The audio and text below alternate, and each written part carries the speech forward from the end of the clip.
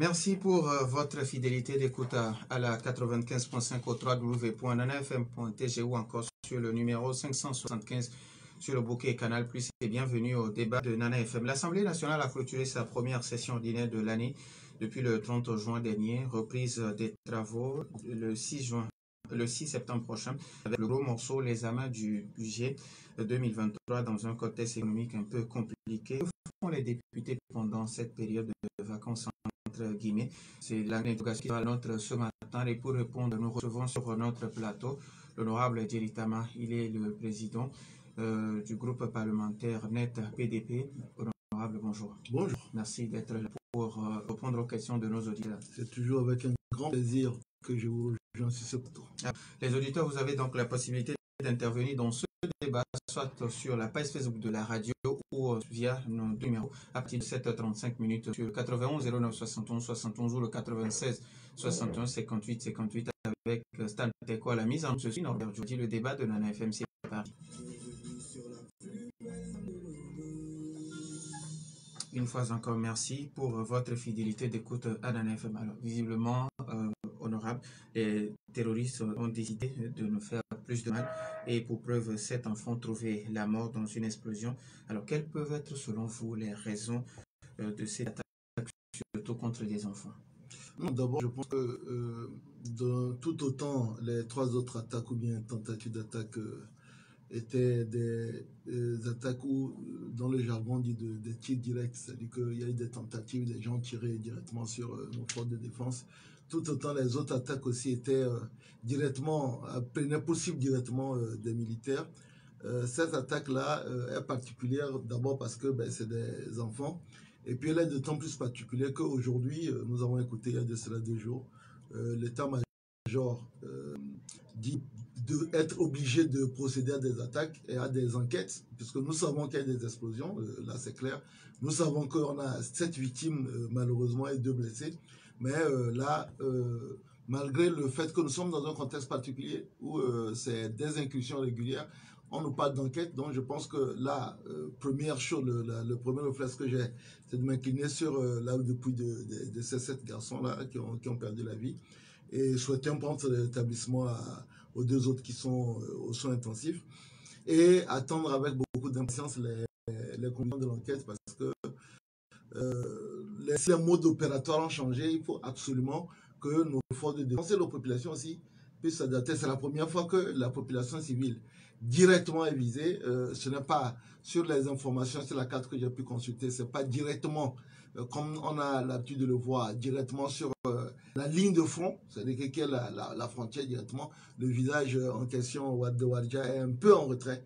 Donc, il faut voir si le mode opératoire a changé et à partir de là s'adapter. Mais il est important quand même que nous puissions avoir dans les meilleurs délais les conclusions de l'enquête qui est mise en place pour continuer comme nous le faisons de sensibiliser les populations. Parce que là, si les populations vont être prises à partir d'une certaine heure, là il s'agissait quand même de garçons qui rentraient d'un bal lors de la Tabaski, il faut qu'on puisse le savoir. Alors, quelle doit être selon vous la solution? Non, je pense qu'aujourd'hui...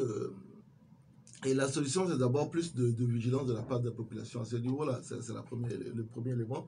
Je l'ai toujours dit, on ne peut pas vaincre le terrorisme dans cette zone sans la collaboration de la population. Donc c'est pour ça que je dis que cette enquête est importante parce que depuis quelques jours, nous écoutons beaucoup de choses sur la population. On a des personnes sur place et ce n'est pas de nature à rassurer. C'est pour ça qu'il est très important qu'on ait la meilleure clarification possible pour savoir qu'est-ce qui s'est passé réellement.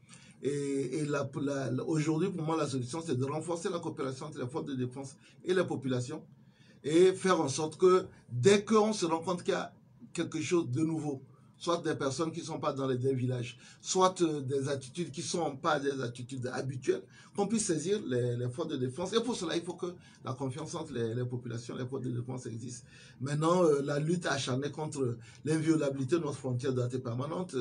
On doit renforcer les moyens de surveillance et de contrôle de notre frontière, surtout avec le Burkina Faso, où malheureusement, ces terroristes-là sévissent avec beaucoup plus de force.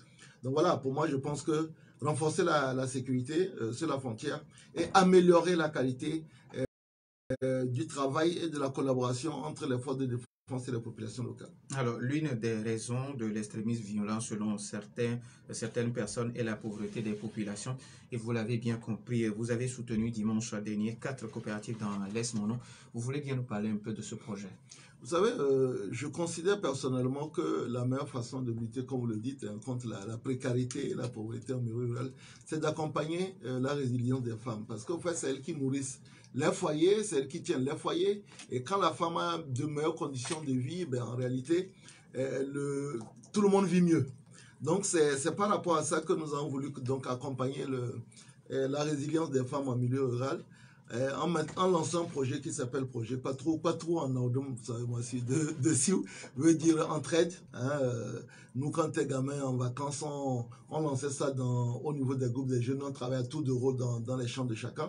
Et donc, c'est sur cette base-là que j'ai lancé ce projet qui est dirigé exclusivement vers les groupements de femmes en milieu rural, avec la mise à disposition, dans un premier temps, il y a plusieurs étapes. La première étape, c'est la mise à disposition d'un fonds de solidarité de 300 000 qui vont leur permettre de faire soit des crédits à l'intérieur du groupement, c'est-à-dire que le groupement fait un crédit pour une activité génératrice de revenus, ou bien des crédits aux membres du groupement, hein, avec plusieurs paliers. On commence par 25 000, 50 000, après on peut même scaler à 115 000, 100 000, pour pouvoir lancer des activités. L'argent appartient au groupement, et c'est le groupement qui décide de l'usage qu'ils vont en faire. Parce que, comme je dis, c'est un fonds de roulement. C'est-à-dire que ce n'est pas un cadeau. Elles doivent tourner dessus. Donc, quelqu'un qui veut emprunter 50 000 francs pour faire l'activité, le groupement décide, analyse le projet, décide que le projet est viable, fait le crédit, encaisse les remboursements avec un taux d'intérêt de 2%. Il est complètement minime et il permet au groupement d'entretenir les frais de tenue des comptes, d'acheter les cahiers. On leur fournit des cahiers au départ, mais après, elles sont obligées d'utiliser ça pour tourner. Donc voilà, là on a eu 4 groupements dans l'Est Mono, un groupement à Badin, un autre à Kamina, un autre à Moretan et un autre à Izati. Et nous allons continuer le mois prochain par 3 groupements ensuite. L'objectif c'est de doter dans la phase pilote de ce projet 22 groupements de femmes de la préfecture de ce fonds de solidarité de 300 000. Alors, vous avez dit que ce n'est qu'une première étape. Alors, qu'est-ce qui va suivre? Quelle sera la suite? Non, ben là, là, on va d'abord finir les 22 groupements. Donc, on en fait 3 ou 4 par mois parce que, ben, vous le savez, je le fais sur fonds propres et c'est pas évident.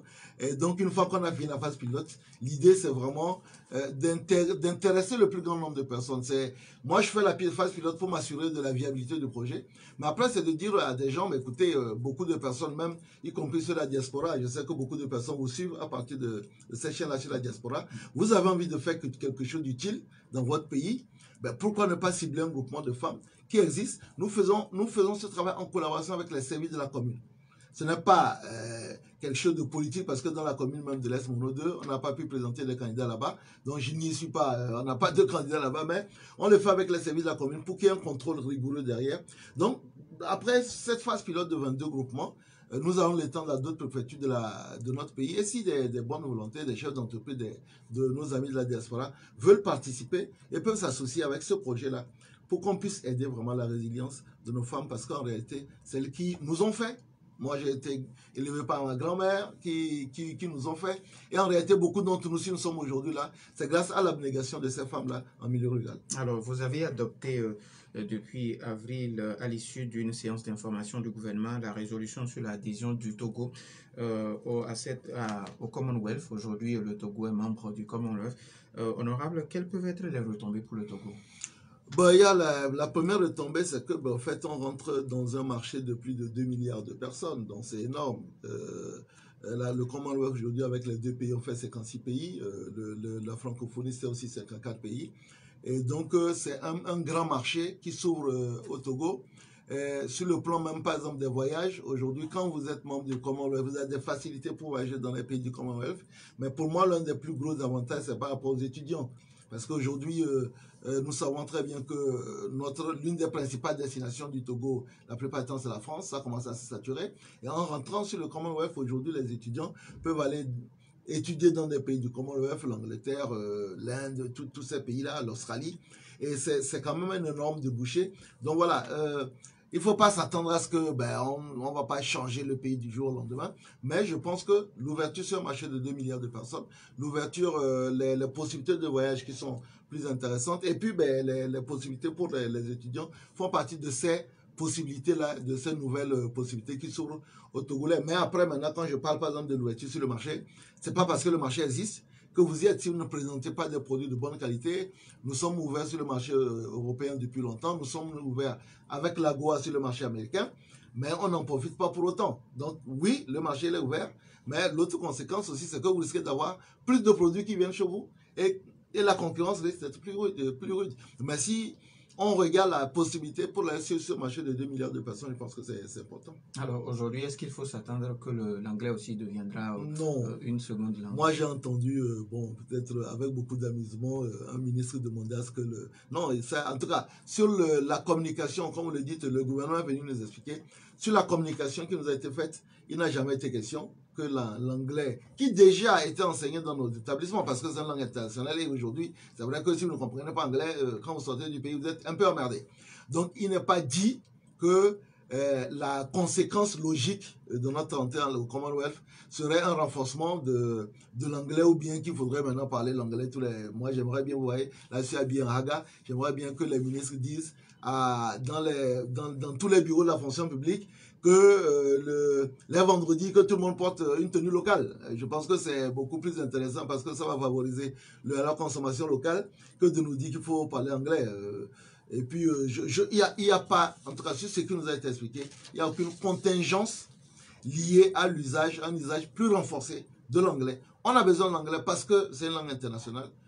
Mais il n'y a pas de contrepartie particulière. Alors, l'autre loi qui fait couler beaucoup plus d'encre de salive est celle relative à la modification de la loi sur la décentralisation.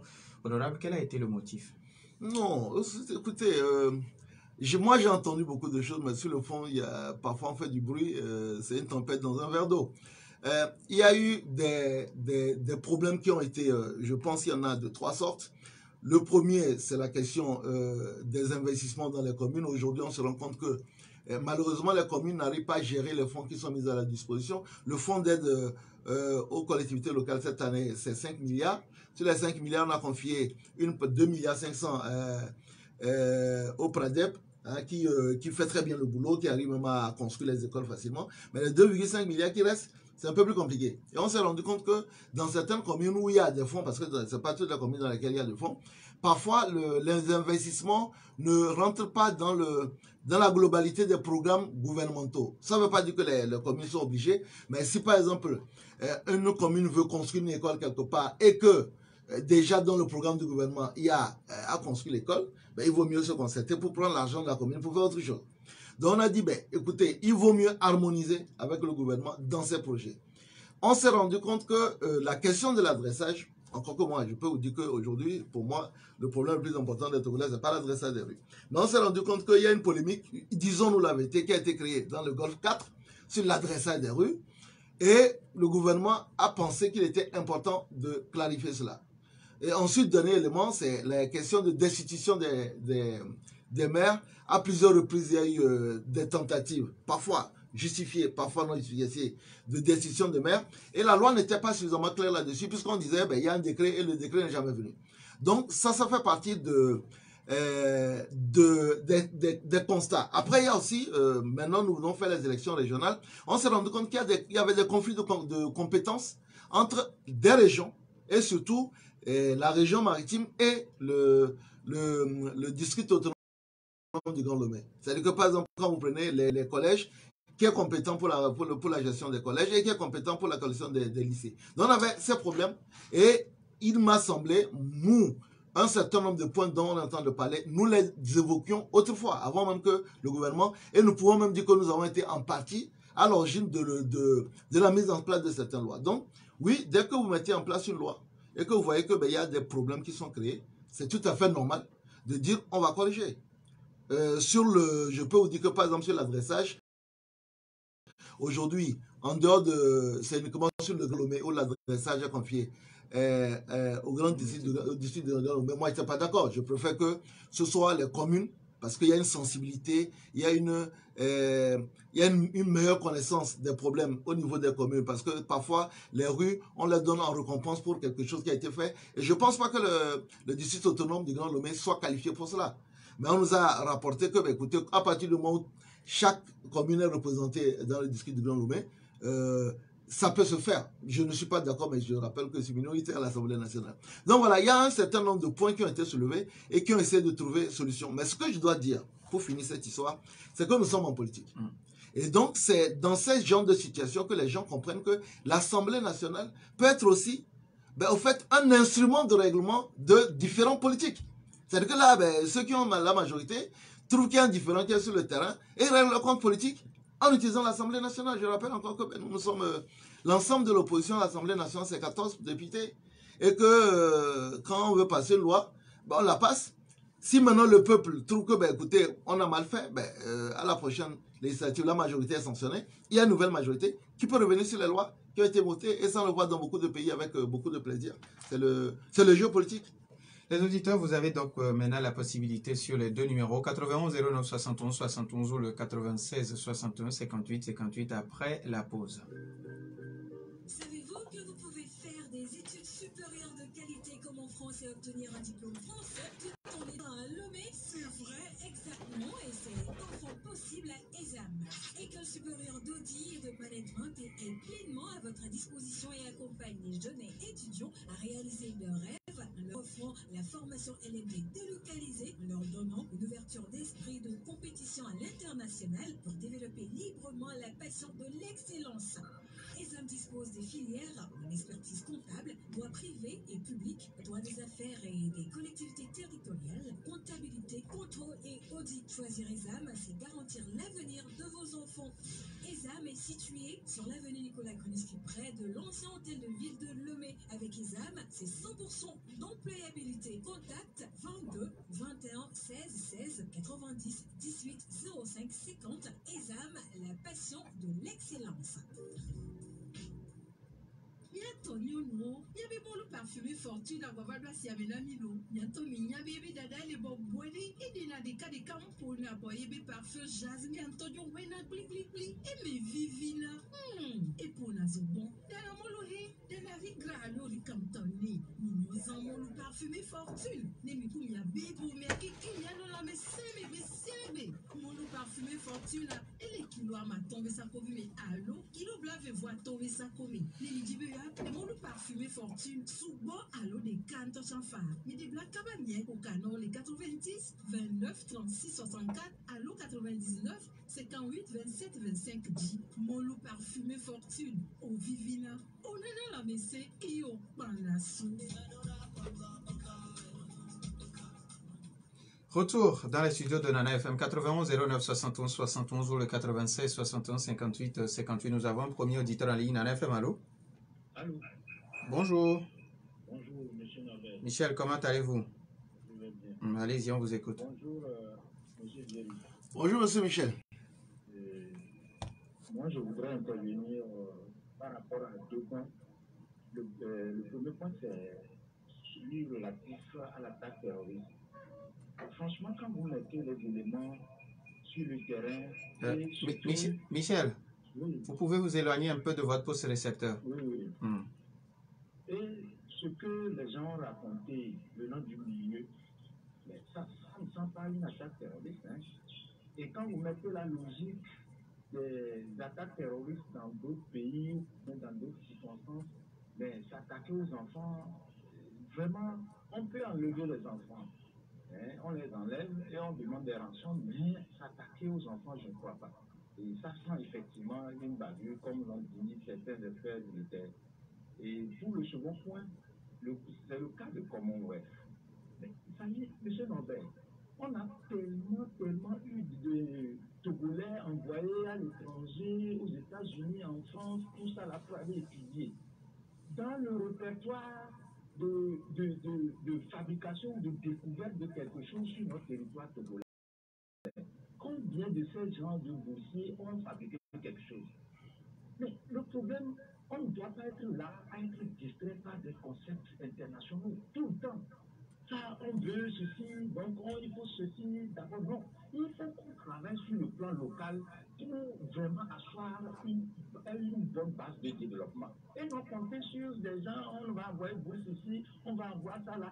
Tant qu'on n'arrive pas à se départir de ce concept internationaux, de bourse à l'étranger, de tout ça là. Mais notre pays, on restera toujours africain dans cet état de pleurnicher. Hein. Merci beaucoup, Michel. 91 09 71 71. Nana FM, allô? Honorable, bonjour. Bonjour, monsieur Gado. Monsieur Gado, bonjour. Bonjour. Bonjour. Bon, honorable, bon, vous avez été militaire. D'après moi, mon analyse, peut-être les drones, vous savez que bon, les djihadistes sont surtout sur les motos. Bon, le drone n'a pas confondu les bicyclettes des enfants comme des djihadistes à moto. Même si c'est une bavure, on doit comprendre parce que nous sommes en guerre et on doit comprendre l'armée. Honorable, comment pensez-vous? Merci, bonne journée. Merci et bonne journée à vous aussi. Nana FM, allô? Oui. Allô. Pélé, bonjour. Bonjour. Honorable, bonjour. Monsieur Pelé, bonjour. Ok. Vous avez une casquette là-bas. Oh, une seule casquette. Non, militaire, c'est en tant que politique. Je pense que le politique, est-ce que vous êtes en train de mettre le PPC par rapport à ce qui se passe aujourd'hui à l'Assemblée avec le ministre de l'opposition qui a créé le même PPC pour discuter, c'est-à-dire pour amener les acteurs politiques, parler de la paix politique. Alors, aujourd'hui, on sent que vous êtes en train de développer toujours l'opposition. Vous-même, vous êtes l'opposition, mais vous êtes en train l'opposition. Parce que vous avez amené cette loi-là à l'Assemblée qui toujours d'articuler les lois. Parce que vous avez dit que c'est au CPC tout ce que vous avez amené l'ANC à dire au CPC pour parler. Pour mettre économique. Pour faire apaiser la population, le peuple souverain. Mais aujourd'hui, on sent que vous avez développé le politique. Vous devez faire en tant que militaire. Monsieur le gouvernement. Nous ne sommes pas des professionnels, nous sommes des profanes, mais on doit des feux ouverts à ce qui s'est passé au nord là-bas. Mais on dit qu'il y a donc quelque chose, il n'y a pas de truc, il n'y a rien. Et puis, on veut, monsieur le gouvernement, dis-nous clairement ce qui s'est passé en tant que militaire. Parce que, vous avez tout à l'heure dit qu'il faut combattre le djihadisme en complicité avec la population. S'il n'y a pas la solution de la population, il n'y aura pas de la lutte contre le djihadisme. Alors aujourd'hui, Pélé, merci beaucoup, merci beaucoup. L'honorable a compris. Nana FM, allô? Allô? Oui, mais madame ici, bonjour. Oui. C'est ici. Oui, madame ici, allez-y. Oui. Monsieur Perry est là ce matin encore. Et les enfants ont été précédés au nord. Il n'y a pas eu tant de tollés comme le cas des militaires tués par les terroristes, comme vous les appelez. Il n'y a pas eu de tollé national, tout ça là. Est-ce que c'est normal? Bon, vous avez assailli à l'Assemblée en 2018, alors qu'on demandait des réformes démocratiques depuis 90, la boule, tout le reste, CFT, tout ça là. On demande des réformes. Vous avez atterri là-bas et vous votez des lois dans les lois, comme la dernière fois pour la décentralisation. Est-ce que c'est normal? Vous n'avez pas déclaré vos biens, comme dans la Constitution. Vous passez outre la Constitution du pays. Vous touchez comme ça vous va. Est-ce que c'est normal? Et puis, je voudrais demander, en tant que militaire, est-ce que les armes que vous achetez chez les Blancs, là, est-ce que ça périme? Est-ce que vous en rachetez tout le temps, et ça nous appauvrit? Est-ce que ça périme? Je crois qu'il faut arrêter d'acheter les armes, il faut arrêter de recruter pour l'armée. Je sais pas, il faut arrêter tout ça, quoi. Pour l'ONU. Merci beaucoup, madame ici. Nous avons un dernier auditeur en ligne. Nana FM, allô? Bonjour. Bonjour. Kofi. Monsieur Kofi, vous nous appelez de? Zosimé. Ok, allez-y, on vous écoute. Ouais. Bonjour, monsieur le député. Bonjour, monsieur Kofi. Ouais. Vous avez dit que le fait qu'on a attribué aux communes de mal gérées, depuis là que le gouvernement est là-bas, depuis là, si les communes ne gèrent pas les fonds là, vous les députés, c'est comme ça que vous allez voter pour construire les maires. On souffre. Le Togo, c'est une souffre. Il faut que quelqu'un fasse deux, il a qu'à faire deux, il a qu'à faire deux. C'est mieux. Le Galou gardé trop dans la modification, la famille. Merci. Merci à vous aussi, Monsieur Kofi de Zosime. Est-ce que nous avons un autre auditeur? Ok. Alors, honorable, vous avez écouté les uns et les autres. D'abord, Michel qui parle d'attaque, de l'attaque terroriste au nord. Et lui pense que ce sont des bavures. Non, vous savez, moi, je ne veux pas. Justement parce que j'ai un passé de militaire, que je ne peux pas me permettre de faire des conjectures. Parce que, comme je le vois, beaucoup de personnes interviennent en disant votre passé. Donc, je ne peux pas me permettre de faire des conjectures. Est-ce que c'est possible? Est-ce que quand on regarde le mode opératoire, il y a quelqu'un qui dit que les gens s'en prennent jamais aux enfants? Non. Boko Haram, en truc, fait des attentats dans les marchés. Au Mali, on a des attentats dans des marchés. Un peu partout dans la zone sahélienne, on a des attentats dans les lieux publics. Donc, du coup, c'est souvent des attentats dans des mosquées. Donc, c'est des attentats indiscriminés. Donc non, aujourd'hui on ne peut pas dire que les gens n'ont pas l'habitude de faire ça. C'est pour ça que j'ai parlé tout à l'heure de mode opératoire. Il y a parfois des modes opérateurs connus, et puis parfois les gens, quand ils savent qu'on connaît leur mode opérateur, peuvent changer. À ce jour, tout ce qu'on peut dire n'est que des conjectures. Moi, j'ai donné un élément en disant, du moment où le communiqué du chef d'état-major général dit qu'il y a des enquêtes qui vont être faites, vous remarquez que c'est la première fois. La plupart du temps, on nous désigne directement la cible. On dit les gens ils sont venus de telle zone, sur tel nombre de motos, ainsi de suite. Ils ont fait ça, ils sont repartis. Mais là, on a dit, OK, il y a une explosion. Quand on parle d'explosion, l'explosion peut être terrestre, elle peut être souterraine, elle peut être aérienne. Là, du moment où personne n'était sur le terrain, il est extrêmement difficile. On lit sur les réseaux sociaux beaucoup de conjectures. Je n'aimerais pas rentrer dans ce débat. Mais ce que moi je dis, c'est que pour renforcer la cohésion, l'entente et la complicité entre les populations et les forces de défense, il est très important qu'on puisse avoir les résultats de cette enquête-là dans les meilleurs délais. Ce n'est pas nous qui avons dit qu'il y a une enquête. C'est les forces de défense qui ont dit il y a une enquête. Et je rappelle que c'est la première fois. Donc ça veut dire qu'il y a sans aucun doute des éléments troublants. Mais je ne vais pas, je n'étais pas sur place, je ne vais pas prendre ce que les uns et les autres ont dit.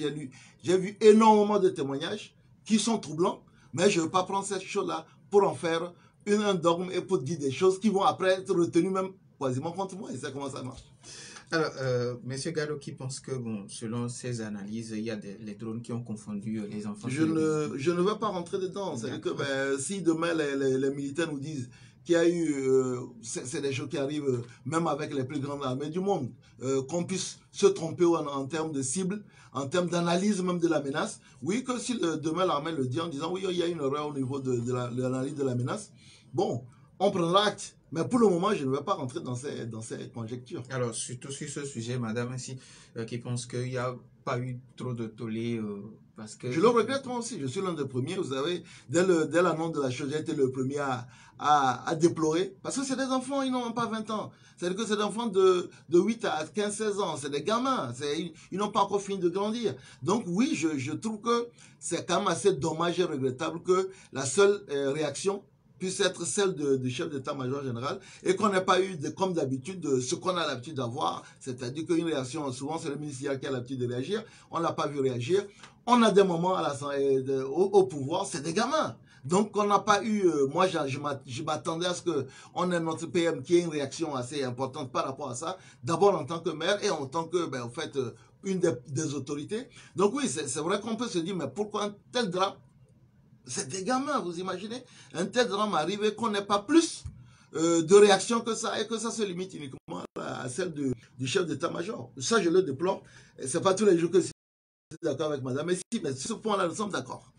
Alors, par rapport à la question de Commonwealth, Michel qui pense qu'il y a beaucoup de Togolais qui sont envoyés à l'extérieur pour étudier, mais qui ne sont jamais revenus pour fabriquer quelque chose. Non, je pense que c'est deux problèmes différents. Aujourd'hui, par exemple, on a l'INSI, on peut déplorer que l'INSI ne fabrique pas des ingénieurs qui font des choses. Mais moi, chaque fois qu'on fait quelque chose, la première question qu'on pose, est-ce qu'on perd quelque chose dans ça? Non. C'est-à-dire que en dehors des cotisations qui sont quand même assez faibles, on ne perd rien. On ne dit pas que le Togo envoie des milliards dans le Commonwealth. Donc bon, est-ce on perd quelque chose? Non. Est-ce qu'on gagne quelque chose? Potentiellement, oui, on prend. Alors, il y a Madame ici qui demande est-ce que les armes qu'on achète ont une date de péremption? Oui, qu'on en achète tous les jours. Bien sûr, Madame ici, les armes périment parce qu'au bout d'un certain temps, elles sont plus adaptées sur le terrain. Les armes des années 45 avaient une portée de près de 100 mètres. Aujourd'hui, les armes ont une portée de près de 400-500 mètres. On n'avait pas des lunettes de vision nocturne à l'époque, on n'avait pas des drones à l'époque. Et les munitions, au bout d'un certain temps, la poudre n'est plus intéressante, il faut la changer. Donc oui, ça ne périme pas dans l'acception de produits alimentaires qui éventuellement périment, mais elles sont moins puissantes, moins évidentes. Et il est évident qu'aujourd'hui, et je suis désolé, Madame Messi, mais on est obligé d'augmenter nos dépenses militaires parce que si on n'arrête pas ces gens-là à la frontière nord, un matin, ils seront à Lomé et on n'aura plus la vie que nous avons aujourd'hui. Donc non, excusez-moi, il faut recruter, il faut renforcer l'équipement militaire des personnes pour éviter que demain, notre ville, notre pays ne vive pas ce que aujourd'hui malheureusement d'autres pays vivent dans le Sahel. Alors, il y a Pelé qui demande est-ce qu'aujourd'hui, est-ce que vous mettez fin au CPC, surtout avec les actions du gouvernement à l'Assemblée? Non, monsieur Pelé, c'est qu'il dit ça pour me taquiner. L'Assemblée nationale n'a jamais été... on n'a pas passé outre l'Assemblée nationale. La preuve, c'est que tout ce que nous disions au niveau du CPC ne passe pas l'Assemblée nationale et parfois est modifié par l'Assemblée nationale. Je rappelle quand même que c'est l'une des actions régaliennes du pays. Donc là, sur le dossier, moi j'ai été président du CPC, j'ai fini les 3 sessions. Il y a une nouvelle session du CPC qui va se mettre en place. Peut-être qu'on aura d'autres partis de l'opposition qui seront à la tête du CPC. En ce moment-ci, à la prochaine réunion, les partis disent « Nous ne nous retrouvons pas dans les lois qui ont été votées à l'Assemblée », on peut peut-être relancer un autre débat, mais le CPC n'a jamais signifié la fin de la souveraineté de l'Assemblée nationale. Alors, Madame ici qui revient sur le sujet de la déclaration des biens des autorités. Non, mais la déclaration des biens, personne n'a jamais refusé. Il y a de cela 3 mois que le processus est avancé encore avec la mise en place des droits réels du médiateur de la République. J'espère que ça se fait. Monsieur, si rassurez-vous, moi, il n'y a pas grand-chose. Et si vous voulez, je peux vous envoyer par WhatsApp. Mais l'étendue de mes biens, il y a juste une voiture et peut-être une petite maison à Esmono, il n'y a pas grand-chose. Monsieur Kofi qui parle de la gestion qui est faite de l'argent qui est mis à la disposition des communes. Oui, non, ce que je dis aujourd'hui, c'est que les communes, il faut renforcer la capacité des communes pour absorber les crédits. Parce que c'est, vous savez, le mot de la toile, il faut faire des passations de marché, il faut travailler avec les choses. On ne vous décaisse pas tout l'argent. Vous avez suivi tout récemment, beaucoup de communes se sont plaints de la lenteur avec laquelle l'OTR mettait les sous recueillis en leur nom. Donc, parfois aussi, les sous ne sont pas présents. Donc, il faut renforcer tout ça. Il y a une agence de suivi de la formation des collectivités locales qui existe. On espère qu'elle va permettre aux collectivités locales d'avoir plus de compétences pour mieux absorber les crédits mis à leur disposition. Alors, honorable, il y a encore ce problème de marché, de gestion des marchés entre les PAM et puis quelques communes du Grand Lomé. Ce problème aussi, vous en avez débattu à l'Assemblée nationale? Oui, on en a débattu à l'Assemblée nationale. En fait, moi, aujourd'hui, il y a beaucoup de... il y a surtout une bataille frontale entre la commune de Golfe 4 et peut-être une partie du gouvernement. Malheureusement, c'est qu'on a reporté les problèmes politiques qu'on a l'habitude de gérer à l'échelle nationale. On les a maintenant transposés à l'échelle de la commune de Golfe 4. Moi, je pense que... sur le fond, j'aurais préféré quand même que tous les marchés restent sous la gestion de toutes les communes. Mais même maintenant, au même moment, il faut aussi tenir compte de l'ampleur du marché. Par exemple, est-ce que le marché de la Route est un marché communal? Pour moi, non, c'est un marché national. Donc, est-ce qu'on prend un marché national pour mettre sous la gestion d'un marché communal? Quand on prend, par exemple, les investissements qui peuvent être faits à ce marché-là, non. Donc, dans tous les pays, il y a des établissements, il y a des infrastructures qui, bien que résidents sur le territoire d'une commune, échappent au contrôle de cette commune par rapport à l'importance. Maintenant, est-ce que les 9 marchés qui ont été, d'avoir les 9 marchés ne sont pas exclusivement dans la commune de Golfe 4, mais est-ce que les 9 marchés qui sont confiés aux PAM sont tous d'envergure nationale ou bien de la capitale? Je pense que ça peut se discuter. Mais encore une fois, là, on vote une loi, elle peut être automatiquement retoquée, ou bien on peut saisir la Cour constitutionnelle en passant par des groupes parlementaires. Éventuellement, il y a deux groupes parlementaires d'opposition. Ou alors, on peut éventuellement aussi saisir le juge administratif pour exercer le pouvoir. On peut faire l'un ou l'autre. Nous avons un autre auditeur dans l'AFM, allô? Bonjour. Oui, bonjour. Oui, c'est Ali. Ali. Bon, juste pour vous dire bonjour et surtout dire à notre député qu'il est vraiment intelligent, mais son intelligence ne sert pas le Togo, il sert seulement le point de la gouvernance. Quel qu'il est intelligent, s'il met ça à la disposition de la population togolaise, ce serait bien. Écoutez, on a dit déclaration des biens, il nous dit qu'il va envoyer par WhatsApp. C'est ça que la loi a prévu. Oh, mais honnêtement, monsieur, je suis... L'opposition n'est pas présente à l'Assemblée et c'est pourquoi on l'utilise comme sur le plan politique. La politique, c'est nuire à la population. Merci. Ceux qui ont la possibilité de faire la loi pour nous, donc à faire ça pour toute la population. On ne fait pas là-bas pour un parti. Merci beaucoup, monsieur Ali. Merci. Non, je le réponds. Nous avons un autre auditeur. On prend tout des lignes. Nana FM, allô? Bonjour. Bonjour. Gabiam Datiego. Allez-y. Bonjour, monsieur Gabiam. Oui, oui. Donc, je vois que le problème de diabète là, c'est plus dangereux que la maladie du coronavirus. Si nous avons des précautions en renforçant la sécurité dans la grande frontière, dans les petites frontières, fouiller jusqu'au mur, même s'il s'agit d'une caméra qui peut regarder dans le ventre même, ils n'ont qu'à installer. Les attroupements, il y a les fêtes là, on n'a qu'à plaider à la maison. Il ne faut pas qu'il y ait un attroupement dans les lieux publics, même les funérailles. Les précautions là, tirer dans le monde là, c'est pénible. Quel monde où nous sommes aujourd'hui? Merci. Merci beaucoup à vous, monsieur Gabiam. Alors, honorable, vous répondez d'abord à monsieur Ali. Non, monsieur Ali, si vous me reconnaissez une certaine forme d'intelligence, je vous reconnais une très grande forme d'intelligence aussi. Vous savez très bien qu'il n'a jamais été question de dire qu'on va faire une déclaration de biens par le biais d'un message. J'ai répondu à Madame Essie en lui disant que le mécanisme est en train d'aller et que personnellement, si elle a envie de connaître l'état de mes revenus, je suis prêt à le lui envoyer dans une approche de transparence. Donc, il n'a jamais été question. Maintenant, après, vous savez, les politiciens, chacun fait les choses par rapport à ce qu'il pense et les autres apprécient.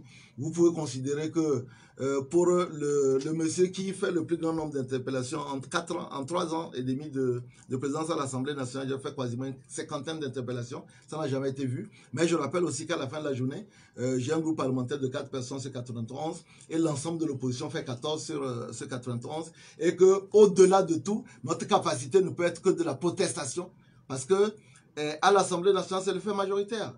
Donc ce fait majoritaire-là, vous pouvez décider de boycotter toutes les lois.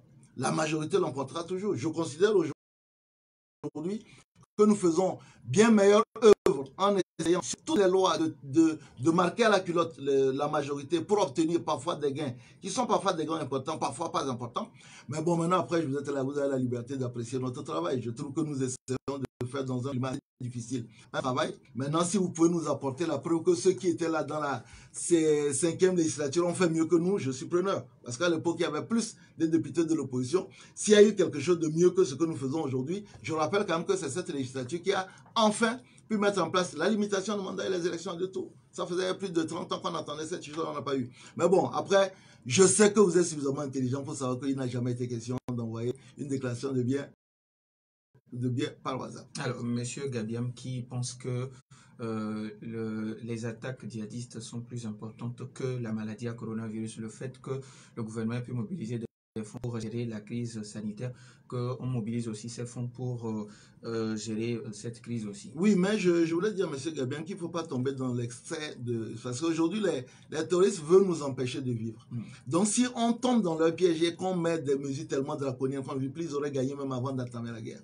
Aujourd'hui, c'est de pouvoir, comme je pense que le gouvernement fait bien, par exemple, de mettre un état d'urgence sanitaire dans la partie septentrionale en disant on va arrêter là, mais il ne faut pas qu'on arrête de vivre. Si on arrête de vivre, ils ont gagné. Leur objectif, c'est de nous empêcher et de vivre comme nous le vivons, comme nous l'avons accepté de vivre, et de vivre souvent une méthode obscurantiste, et nous ne devons pas l'accepter, bien entendu. Alors, vous avez 30 secondes pour votre mot de la fin. Non, je pense qu'aujourd'hui, vous savez, le phénomène de la vie chère fait que la précarité est encore plus importante dans notre pays. Et tout ce que je peux demander à tous ceux qui nous écoutent, c'est qu'on fasse preuve de plus de solidarité. Chaque fois que quelqu'un en a suffisamment pour lui-même, de penser à son voisin, de penser à d'autres personnes qui sont dans des difficultés. Parce que c'est tous ensemble qu'on va passer ce cap, cette période assez difficile pour l'ensemble de nos compatriotes et pour l'ensemble des citoyens du monde. Alors nous disons merci à l'honorable Djelita, président du groupe parlementaire NET PDP. Merci également à vous, chers auditeurs, pour votre fidélité d'écoute. Papa Sibiti, je suis désolé, mais nous sommes acculés par le temps, donc nous ne pouvons pas vous recevoir. Merci également Stan Teko pour la mise en œuvre de bonne suite de nos programmes. Je suis Norbert Djougadi.